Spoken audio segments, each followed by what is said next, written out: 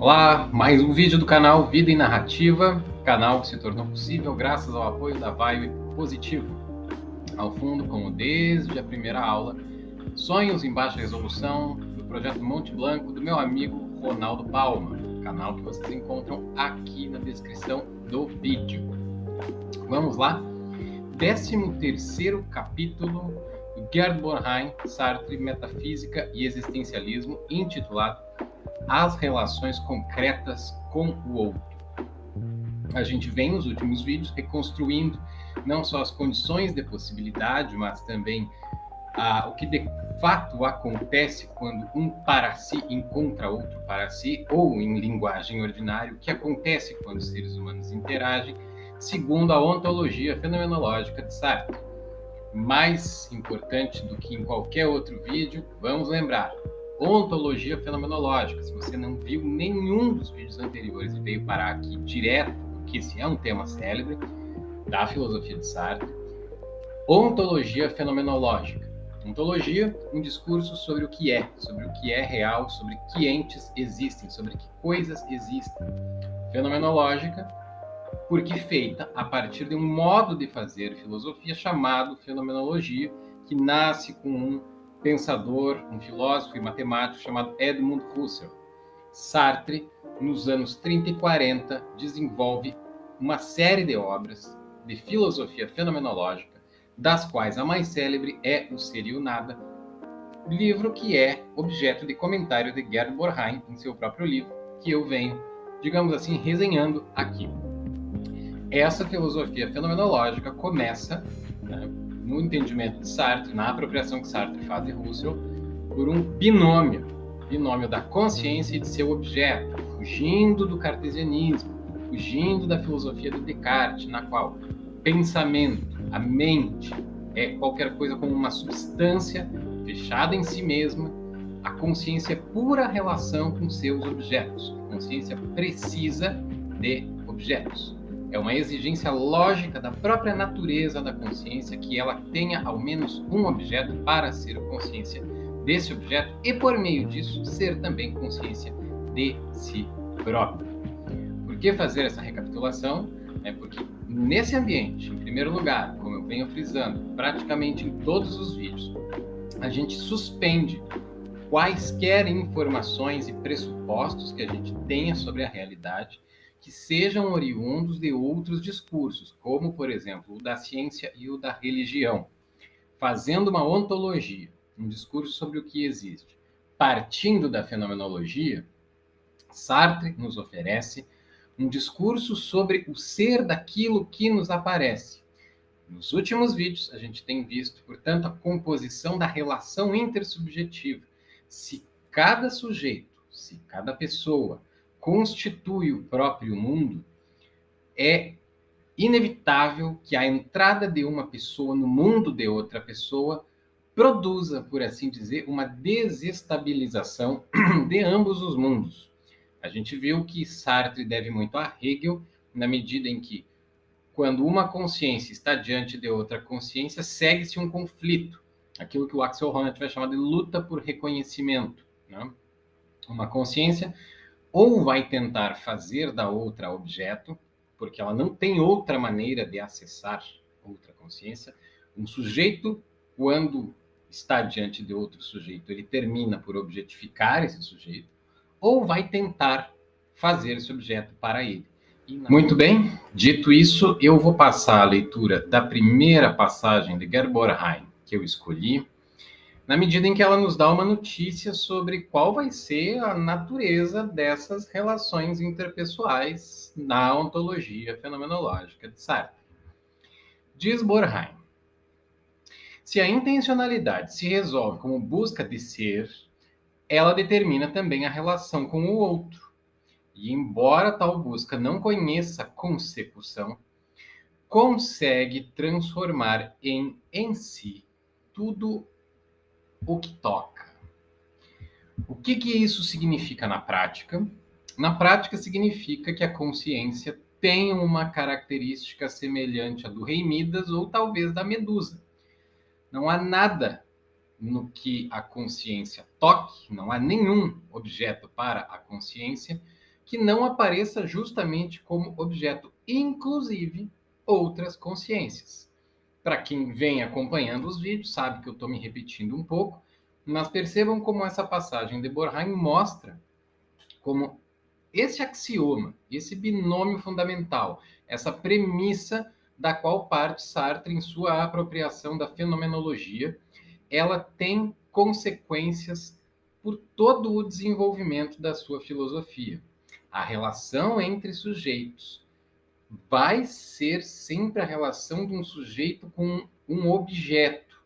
Esse objeto é um sujeito objetificado e não um sujeito propriamente dito. A comunicação plena entre os sujeitos, a gente viu até no vídeo passado, né? Tudo se passa como se o corpo fosse um entrave à comunicação das almas, né? Então, esse outro sujeito nunca vai aparecer em sua subjetividade, nem para ele próprio, né? Não custa repetir. Quando o sujeito pensa sobre si mesmo, acessa a si mesmo o que ele vê diante do espelho da reflexão, né? A consciência pensando sobre si mesmo, é uma versão objetificada e não a própria vivência. Percebam que a vivência desliza, enquanto o objeto da reflexão não é a própria vivência. A consciência não está vendo ela própria no seu ato de olhar, mesmo quando se relaciona consigo mesmo.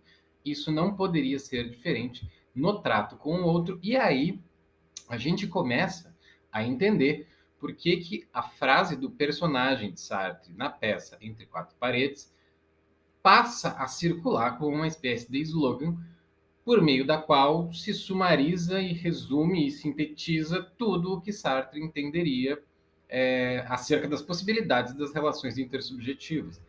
Em última instância, se, e esse é um dos temas do livro do Borheim, se é necessário que as consciências se comuniquem em plenitude, não há relação intersubjetiva, certo? Por que, que o título do livro é Sartre, Metafísica e Existencialismo?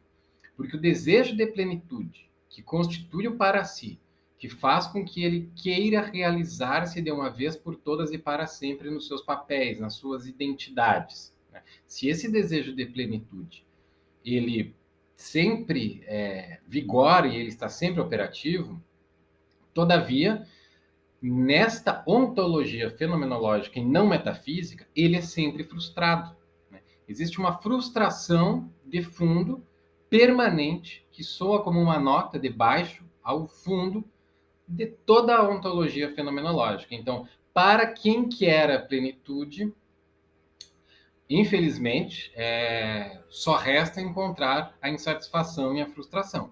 No caso da comunicação entre as consciências, a comunicação plena não poderia ser diferente. Muito bem, eu vou fazer agora uma apresentação extremamente esquemática, né? Talvez eu me demore um pouco, né? Quando eu digo que eu vou ser breve, eu acabo demorando, então eu temo por quanto tempo eu vou demorar para fazer essa exposição. Eu vou fazer uma apresentação esquemática das 7 relações concretas com o outro que são analisadas por Sartre e comentadas por Pierre Bourdieu no seu livro, certo? Essas páginas, elas são algumas das melhores páginas de Eu Seria Nada, esse livro que está fazendo 80 anos esse ano. Elas permanecem, assim, extremamente potentes, para usar uma expressão que circula bastante, e elas merecem a leitura própria.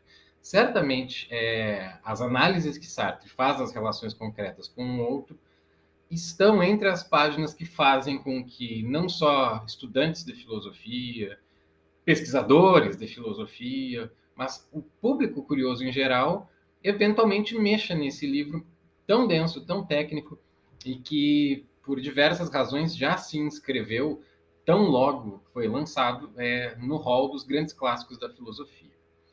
Bem, qual é a primeira atitude que Borheim vai nos apresentar, vai comentar para nós? É o amor, né? Então eu vou passar a leitura da citação que eu escolhi, né? Os cards estão lá no Instagram, sempre bom lembrar, @vida_e_narrativa, certo? O amor, diz Borheim. O ideal do amor, seu motivo e seu fim, consiste no empenho em estabelecer a unidade com o outro, né? O encontro absoluto, a fusão com o outro, né? O amor procura constituir a síntese de duas transcendências, e isso de tal maneira que a liberdade de uma só possa existir pela liberdade da outra. Isso é muito interessante. Entretanto, tal empreendimento só seria realizável se nos fosse dado vencer a contingência original de nossas relações com o outro. Vou começar comentando por essa parte final da passagem de Borrhain, porque em determinado momento Sartre, em outra parte do livro, ele fala sobre a sensação de ser substituível na vida de alguém. Ele vai falar sobre isso, né, quando ele está comentando sobre o tema da morte. Né? Não se pode morrer pelo outro, não se pode amar pelo outro, ele chega a dizer isso. Porém, tudo se passa como se o amor fosse uma tentativa de transformação da contingência em necessidade. Isso é absolutamente conhecido da opinião comum, né? Foram feitos um para o outro, metade da laranja. Toda e qualquer metáfora amorosa tenta trabalhar com a ideia de que o amor é algo absolutamente necessário.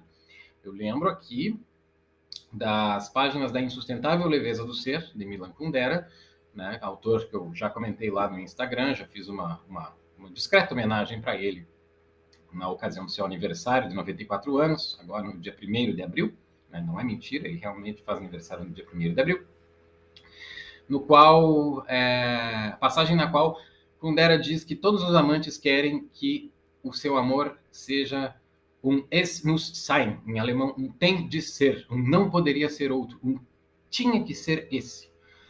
Todavia, para que as coisas se passassem assim, a existência humana teria que ser constituída de outra forma, porque, como a gente viu, uma das características mais básicas do ser para si, dos seres humanos, é a contingência. É o fato absolutamente contingente de que fomos lançados, sabe-se lá da onde ou por quê, né? Esse tipo de resposta só a metafísica sabe ou pode tentar oferecer. Fomos lançados numa existência absolutamente contingente, gratuita e casual. E assim também é o encontro com os outros. Né? Assim também é o nosso encontro com os outros. Não somos como personagens de mitos e fábulas, cuja essência desses personagens faz com que eles sejam absolutamente necessários para, no caso do mito, para a explicação do universo, e daí por diante. Não. Né? Os encontros entre seres humanos são absolutamente contingentes. Então, para que um par de amantes pudesse superar, fazer com que o ser de um dependesse do ser do outro, seria necessário superar essa contingência. Esse é o grande propósito do amor. Né?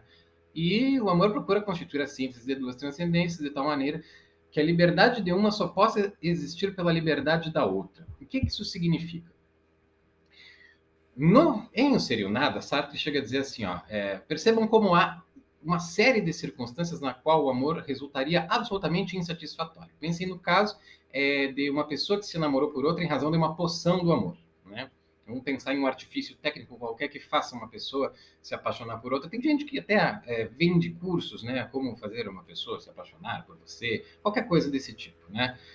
Bom, se isso tiver alguma efetividade, se houver qualquer coisa que funcione como uma poção de amor, o que acontece com a consciência daquele que passou a ser amado? Ela vai se frustrar inevitavelmente. Né? A experiência de ser amado em razão de um enfeitiçamento, de um artifício qualquer, não pode ser satisfatória porque o interesse que eu teria, né, no amor da outra pessoa seria de que ela fosse arrebatada por mim e não por um artifício qualquer que não vem de mim. É necessário que as minhas qualidades, os meus feitos, o que quer que eu esteja fazendo e performando, seja completamente arrebatador, mas ela não pode perder a liberdade. A poção tira a liberdade. Eu tenho que ser ocasião especial e privilegiada de arrebatamento da liberdade dela, de modo que ela não consiga resistir a mim. Nesse caso, o amor seria satisfatório. Então, uma poção do amor seria absolutamente frustrante. Uma outra circunstância frustrante nessa direção, né, que Sartre vai comentar, é uma jura de amor deliberada, voluntária, uma promessa assim, qualquer coisa que funcionasse mais ou menos assim.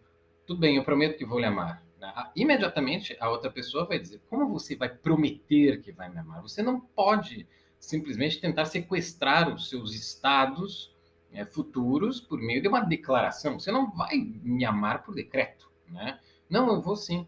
Seria terrível escutar um tipo de coisa como essa, porque isso significaria, no fundo, que mesmo que eu não esteja arrebatado, mesmo que a minha existência não pareça justificada apenas na sua presença, eu prometo que vou continuar fazendo a performance do amor, a representação do amor, né? Mais ou menos como o garçom lá, quando a gente comentou sobre a má fé, tenta realizar a persona, né? A identidade do garçom, absolutamente, né?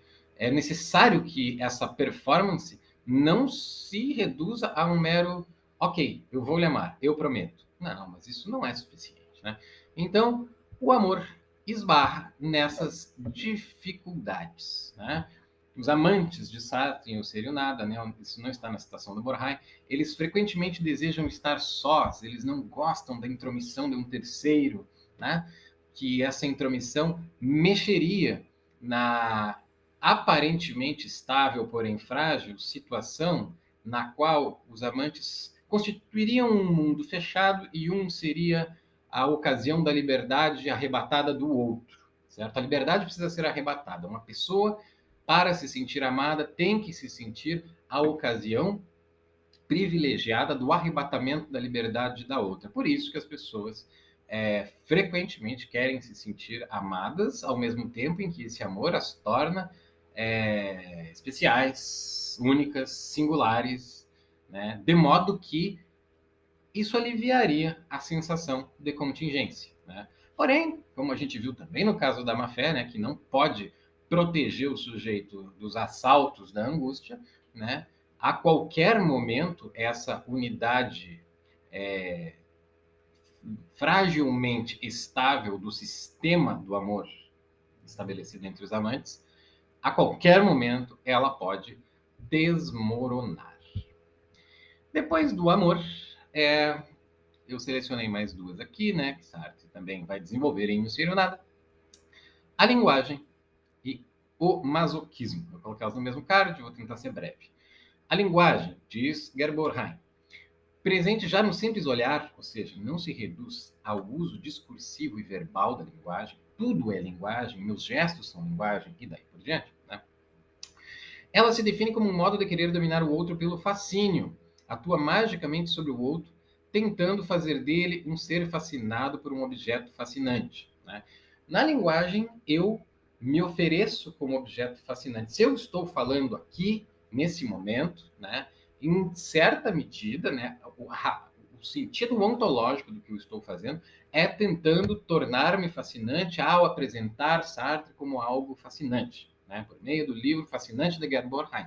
Né? Então, em último caso, toda essa cadeia de fascinações, né, remeteria a mim enquanto falante, né, realizando, né, o gesto de discursar sobre isso e daí por diante. Então, o mero ato de falar, de dirigir-se a alguém, é fazer-se objeto, tentar fazer esse objeto. O masoquismo, né? Vamos lembrar de tudo que foi falado aqui sobre o amor. Agora percebam onde entra o masoquismo, né? Também é uma experiência bastante comum. Certamente é possível que alguém se lembre de alguma situação que lembra isso que Sartre está chamando de masoquismo. Vai dizer Gerd Borheim: a própria subjetividade passa a ser considerada um obstáculo que impede a unidade amorosa. Anulando minha subjetividade, ofereço-me ao outro como objeto. Obviamente, o resultado só pode ser o fracasso. Basicamente, o masoquismo é uma tentativa de um sujeito entregar-se enquanto objeto. Tome, a minha vida é sua, o meu corpo é seu, faça de mim o que você quiser. Né? O problema é que isso é ontologicamente impossível. Não existe nenhuma alquimia que transforme de fato um sujeito em um objeto, de modo que ele perdesse, por assim dizer, essa prerrogativa da consciência autoconsciente de si. Né? A existência humana não consegue jamais experimentar a paz que supostamente seria experimentada pelos objetos e da qual teríamos essa espécie de nostalgia metafísica. Né? A gente viu lá, alguns vídeos atrás, que esse desejo, esse ímpeto do para si, em tentar ser, de uma vez por todas, algo, por meio da obtenção de uma identidade, seja de que natureza for, né, ela tem qualquer coisa de nostalgia metafísica, de uma plenitude perdida, né, como se a gente tivesse caído em um mundo, né, mais ou menos platônico, que é um pouco precário, porque é feito de matéria e tempo. O tempo destrói as situações privilegiadas, a matéria se degrada e os corpos impedem a comunicação das almas. Então, diante desse cenário, eventualmente, o apaixonado desesperado, né, se oferece como objeto, se oferece como algo que ele não é. E o masoquismo também esbarra nos próprios limites da condição humana. Próximo card, mais uma atitude, a indiferença. A indiferença. Pratico uma espécie de solipsismo de fato. Atuo como se estivesse só no mundo e deixo que os outros passem por mim. Funcionalizo o outro. Ele é apenas garçom. Com isso, o Sartre está querendo dizer o seguinte: o que é o solipsismo de fato? Lembrando, o solipsismo, né, a perspectiva do eu sozinho, só eu existo no mundo. Epistemologicamente, a gente pode dizer, Descartes nos leva a um solipsismo epistemológico, de modo que não sei se o mundo em torno de mim é real. O indiferente, uma pessoa que se relaciona com a alteridade na chave da indiferença, ele trata os outros indivíduos, as outras pessoas, como se elas fossem coisas. Uma das coisas que eu tentei chamar a atenção quando entrou o tema da alteridade, alguns vídeos atrás, foi justamente isso, que a gente passa nessa ordem da composição ontológica, fenomenológica da existência humana, muito tempo falando do relacionamento com coisas, posicionamento delas no nosso sistema de finalidades, né? No fundo, quando a gente decide quem vai querer ser nessa vida, né? Ou vão ser mais importantes os livros, ou as guitarras, ou os aparelhos de musculação, né? A gente toma esse tipo de decisão. E a gente levou algum tempo para colocar o outro nessa conversa. E o outro, ele não aparece como uma coisa. Eu nunca sinto vergonha ou timidez diante de uma caneca. A caneca não pode me constranger, mesmo que haja uma figura humanoide, como o Baby Yoda, né? Obrigado, Dona Lilian, por essa caneca tão linda, né? Que esse objeto não pode me constranger. Eu não confundo pessoas e coisas. Esse fato fenomenológico básico é parte da perspectiva sartreana, né, sobre o que é o ser humano. O indiferente tenta planificar as coisas, né? Ele faz um esforço decisivo, um esforço que não consegue nunca se completar, né? Objetificar os outros ao máximo. Os outros passam a ser meros obstáculos, antagonistas. Ele tenta simplesmente fazer com que as pessoas sejam resumidas a funções. E, por meio disso, ele está tentando, evidentemente, evitar o constrangimento produzido pelo olhar do outro que vai objetificá-lo, né? O indiferente, ele não está na epistemologia do eu sozinho, ele está na ética do eu sozinho. Né? Ele vive uma espécie de ethos, de moral, de atitude diante do mundo, na qual os outros são infortúnios que o importunam, certo? Então, o indiferente não percebe que o para si é para outro, né? Tem gente que grafa, pessoas que escrevem sobre Sartre grafam juntos, assim, para si e para outro, porque o para si não é só para si, ele também é sempre para outro, como a gente viu, né? Eu mencionei no início do vídeo.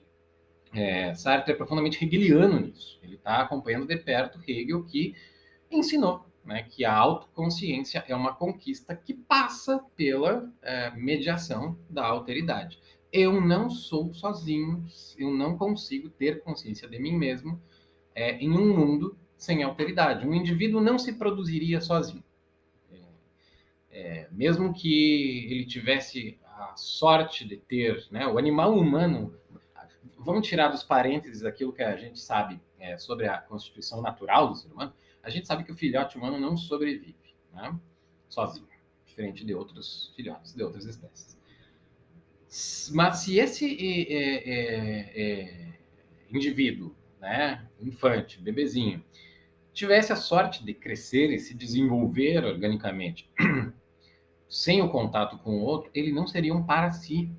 Ele não seria um para si. As dificuldades que surgem aqui são muitas, eu não vou entrar nisso, mas eu acho que fica bem claro que o indiferente está tentando simplesmente desinstalar parte do sistema sem a qual o sistema não funciona. Né? Próximas atitudes: o desejo sexual e o sadismo. Vejam bem, havia uma proximidade entre o amor e o masoquismo. Né? O masoquismo mais ou menos surge quando o amor se frustra. Então, desesperado, me entrego como coisa para o outro, como se eu pudesse ser coisa, como se eu não restasse sempre humano, como se eu não fosse sempre um ser para si e não um ser em si, né? Desejo sexual e sadismo. Eu coloquei sexual porque nos próximos e últimos vídeos, né, a gente vai ver que a palavra desejo tem uma importância muito grande, né? Existe um desejo ontológico, um desejo profundo que coordena todos os outros, e para não confundi-lo com, com o desejo sexual, eu vou marcar o desejo sexual com o adjetivo sexual e deixar o outro, o desejão, vai ser outra coisa, certo? O desejo ontológico. Diz Borheim, quando a consciência se escolhe desejo, com isso ele já quer dizer o desejo não é nenhum processo fisiológico, né? Tentar explicar o desejo por processos fisiológicos seria tentar explicar o medo pela dilatação da pupila, pela aceleração do coração, né? O desejo, ele vai vestir-se, né, da encarnação e dos seus processos fisiológicos, né?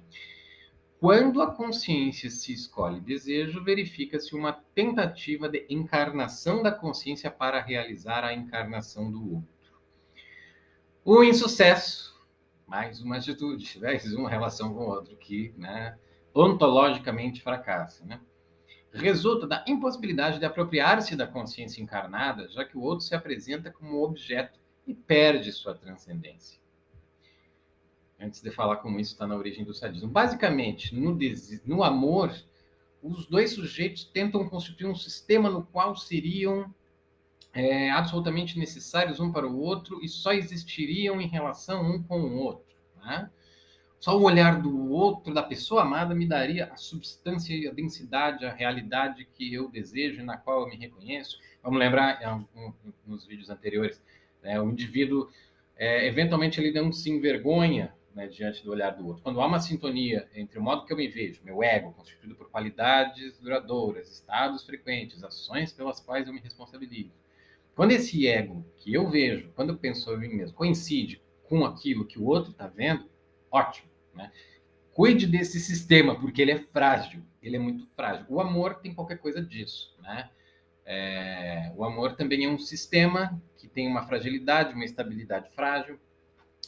No desejo é o contrário, não são dois sujeitos. São dois sujeitos tentando submergir na carne e tornando-se plenamente objetos.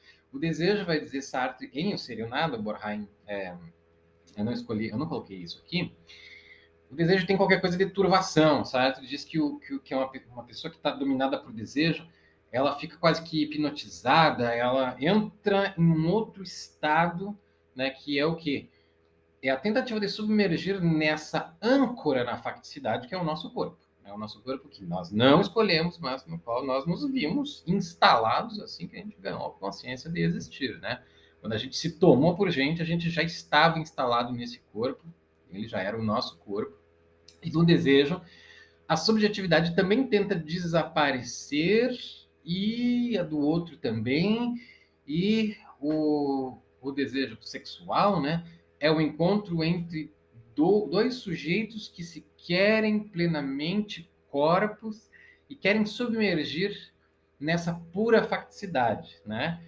Sartre usa umas expressões fantásticas. O desejo é uma grande cumplicidade com o corpo. Então, não é como se não houvessem aquilo que as ciências naturais nos ensinam sobre certos traços fisiológicos, né, de um corpo que está em estado de excitação sexual. Trata-se, na verdade, de deixar-se, entregar-se, ser cúmplice, condescender a essa vertigem, né, produzida por essa contingência, que é o corpo, né? Ela não é a única contingência. Um monte de coisa é contingente numa existência que é toda ela inteira contingente, né? Mas o corpo é a contingência fundamental, é a nossa. Sem corpo, né, nós não estaríamos em lugar nenhum, né? Nós estaríamos como que dispersos, fora do espaço e talvez até do tempo, né? Nós não teríamos perspectiva sobre o mundo. Então, o corpo, essa perspectiva sobre o mundo, né, encarnada, dotada de sensibilidade e uma série de outras características, Ele é uma facticidade fundamental na qual a atitude do desejo pretende submergir. Percebam que Sartre está pensando aqui no significado ontológico dessas relações, né? Então não se trata de negar o que a gente deixou, entre parênteses, lá no começo dessa trajetória. Trata-se de explicar o sentido ontológico disso para o que temos explicações fisiológicas, bioquímicas, culturais, sociológicas, tudo isso está entre parênteses, né? Então, do ponto de vista ontológico, no qual fomos definidos como um tipo de ser que busca pela plenitude, mas ao mesmo tempo, né, busca pela plenitude, porque se reconhece o tempo inteiro como instalada em um mundo no qual foi jogada, né? Esses são os resultados da ontologia fenomenológica de Sartre, certo? A experiência do desejo é uma experiência de tentar deixar a facticidade me levar, né? A facticidade leva eu, né? A facticidade do corpo, né? O ideal do desejo é ser possuído, né? O desejo morre no prazer, né? Ele acaba no prazer. O prazer ele tem uma característica reflexiva. Eu não vou entrar nisso aqui, mas ele se exaure, ele não dura, né? Assim como não existe uma música infinita, né? Você não pode viver o tempo inteiro em condição de desejo. E às vezes essa tentativa de submersão falha. Então, diz Borheim, volto para aquele cara de lá, tal situação está na origem do sadismo. O comportamento sádico já está presente em germe no próprio malogro do desejo. O sádico não consegue desejar, ou seja, ele não consegue submergir, né, como a maior parte das pessoas consegue, nessa facticidade, né, nessa contingência fundamental que é o corpo próprio, né, com suas, digamos assim, leis próprias.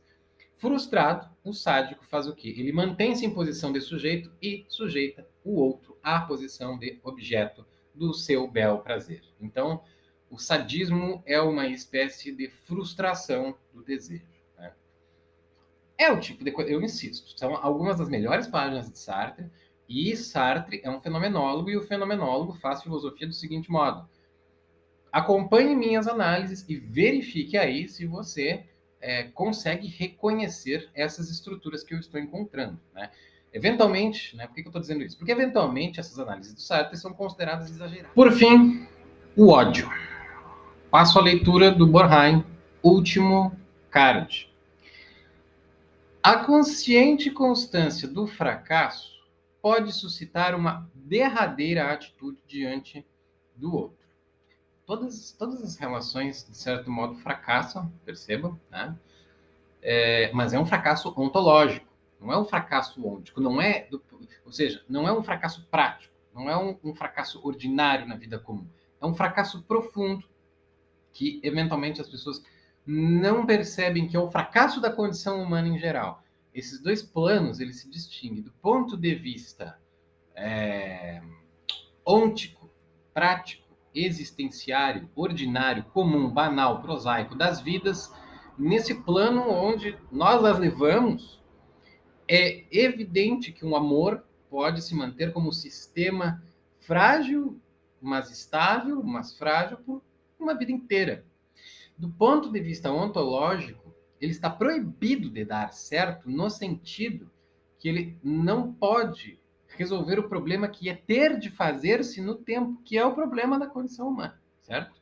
Então, nesse sentido, as relações concretas com o outro fracassam, né?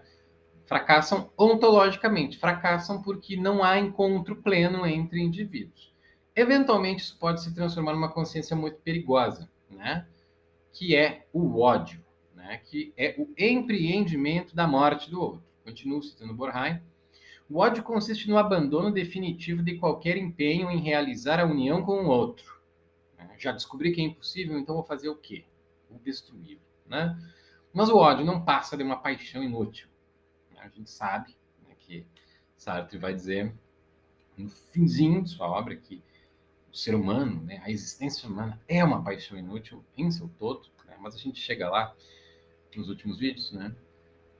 O ódio não passa uma paixão inútil, mesmo se todas as consciências fossem destruídas, mesmo se eu me tornasse o último ser humano sobre a Terra, elas continuariam a me perseguir do fundo do passado. Assim como eu não posso me tornar um alguém do nada sem a mediação do outro, a destruição concreta do outro não me livra desse outro interior que estava aqui sempre em mim como parte da minha programação, da minha estruturação, e sem a qual eu jamais teria encontrado concretamente um outro, né? A gente viu isso no começo desses vídeos sobre o encontro com o outro, né? Sobre a alteridade, que eu não preciso de um flagrante para sentir vergonha de atos dos quais eu me envergonho, certo? Então, o ódio vai mais além da indiferença, vai mais além do sadismo, ele é a tentativa de destruição do outro. Ele é quando todas as outras alternativas colapsam, eu odeio e quero suprimir o outro, né? Me realizar como para si absoluto, mas mesmo que eu fosse o último sobrevivente da face da Terra, isso não se concretizaria. Bem, com isso a gente termina. Se a gente está acompanhando o próprio livro de Sartre, que eu peguei aqui porque eu quero ler um trechinho, logo a gente vai entrar na melhor parte, na minha opinião, que é a quarta parte, também é a parte preferida de muita gente, né? E última, né? Que no livro do Borheim vai corresponder aos 3 últimos capítulos de comentários, né? Mas eu quero fazer uma citação aqui de uma nota de rodapé que Sartre, não Borheim, Sartre, coloca depois de fazer esse passeio pelos 7 fracassos capitais das relações concretas com o outro, né? Ele vai dizer o seguinte: essas considerações não excluem a possibilidade de uma moral da libertação e da salvação. Salvação. Mas esta deve ser alcançada no termo de uma conversão radical, que não podemos abordar aqui. Eu vou encerrar esse vídeo mencionando o seguinte fato. Em 1983, se eu me lembro bem, não estava lá, mas né, já li muito sobre isso, foi publicado um texto chamado Cadernos para uma Moral, né, em francês, né? Não está traduzido ainda para o português, até onde eu sei. Se alguém já sabe que está sendo traduzido, por favor, me avise. Eu gostaria de lê-lo, mas o meu francês é muito ruim, eu prefiro ler em português. Nesse caso, foi publicado esse livro, que seria, por assim dizer, o Ser e o Nada 2, né? No qual Sartre vai examinar algumas outras relações concretas com a alteridade, como, por exemplo, a solidariedade. Por que não aparece aqui, né? Sartre chega a dizer que a tolerância é uma maneira de tolher a possibilidade da rebeldia do outro. Ele chega a dizer que uma educação libertadora não é mais libertadora do que uma educação rígida. Ela é apenas o que hoje a gente pode dizer, chamar de soft power, né? Você está exercendo um soft power, mas ela continua operando sobre as mesmas estruturas. O Ser e o Nada é agônico nesse sentido. Você não encontra muitas possibilidades, você não encontra nenhuma possibilidade de relação positiva, concreta, agradável, gostosa com a alteridade, certo? Isso teria ficado para os Cadernos para uma Moral. Ele não publica isso em vida, isso é publicado póstumamente. A continuação, né, do texto de Sartre é o esboço de uma psicanálise existencial. Se tem alguém aqui que vem da psicologia existencial, conhece esse tema muito bem, né, porque pratica isso. Sartre, assim como Sartre, diferentemente de Lacan, né, ele tem uma relação bastante ambígua com Freud, né? Em certo sentido é parecida com Lacan, porque ele vai se reapropriar do método e vai mudar toda a teoria por trás da psicanálise. Por isso que ela é existencial, né? Porque ela não está voltada para a investigação do passado de uma pessoa, mas para a investigação do futuro, né? A gente viu isso uns vídeos atrás. O futuro que, lá do horizonte das expectativas, por meio das imagens que nos mantém presos, esse palavrório todo aqui meu, né? Nos motiva a perseguir. Né? Então é uma psicanálise invertida com relação a de Freud. E é nesse contexto que finalmente, e esse vai ser o tema do próximo vídeo, vai se falar de maneira bem detida em liberdade, né? Somos condenados à liberdade. Essa é a frase mais célebre de Sartre, de todas as frases célebres que você pode encontrar no site sobre frases célebres de Sartre, né? Então, nós somos condenados à liberdade e até agora não se falou dela. Então, Sartre vai introduzir o seu conceito de liberdade e mostrar de que modo a psicanálise existencial pode constituir-se como uma espécie de ocasião privilegiada da reconquista da liberdade por parte de cada pessoa, cada sujeito, cada para si, que na maior parte das vezes vive entulhada, né, sob os entulhos de alguma visão de mundo que mascara essa liberdade. Mas isso a gente vê no próximo vídeo. E então a gente se vê lá. Até lá, permaneceremos condenados à liberdade, mascarando isso ou não.